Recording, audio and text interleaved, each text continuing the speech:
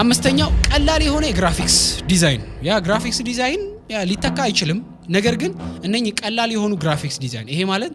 ድሮ ጥቂቷንም ወይም ደግሞ ትንሿንም ሎጎውንም ሊሆን ይችላል ማንኛውንም ነገር ከፍለን ምናሰራ ከሆነ አሁን እየቀነሰ ነው የሚመጣው ለምሳሌ ሎጎ ጀነሬት ማድረግ ይችላል ጂሚናይም ይሁን ሌሎች ሎጎ ጀነሬት የሚያደርጉ በጣም ብዙ ኤአይዎች አሉ እንዲሁም ደግሞ የዩቲዩብ ተምብነል ግራፊክሶችን እነኚህ ቀላል የሚባሉ ግራፊክሶችን ጀነሬት የሚያደርጉ በጣም ብዙ ኤአይዎች እየመጡ ነው ምናልባት ግራፊክስ ዲዛይን ላይ እነኚህ ሊተኩ ማይችሉ ምን ላይ ነው ለምሳሌ የትላልቅ ካምፓኒዎች ኤአይ ላይ ጀነሬት ላይ ያደርጉ ይችላሉ ምክንያቱም ልክ እነሱን የሚወክል ክሬቲቭ የሆነ ስራ ስለሚፈልጉ እነኚህ ግራፊክስ ዲዛይን ላይ ቀላል የሆኑ ግራፊክሶችን የምትሰሩ ከሆነ አድቫንስ ካላደረጋችሁ እነኚህ ጥቂት ግራፊክሶች ምናምን ጋይስ ማንንም ሰው አይቀበላችሁ ቢኮዝ ኦፍ እናንተ በጣም ሃይ ሌቭል የሆነ ክሬቲቭ የሆነ ግራፊክስ ዲዛይን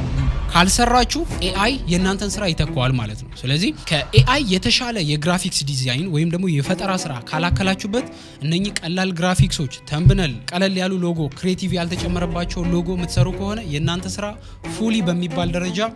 ኤአይ ከቨር ያደርገዋል ማለት ነው ስለዚህ ግራፊክስ ዲዛይን መሰሩ ከሆነ ስፔሻላይዝድ ማድረግ አለባችሁ ማለት ነው ኤክስፐርት መሆን አለባችሁ በዛ ነገር ላይ ስድስተኛ ይሄ ዘርፍ ኢትዮጵያ ውስጥ በጣም ብዙ ሰዎች ብዙ ሰራተኞች አሉ ባንከሮች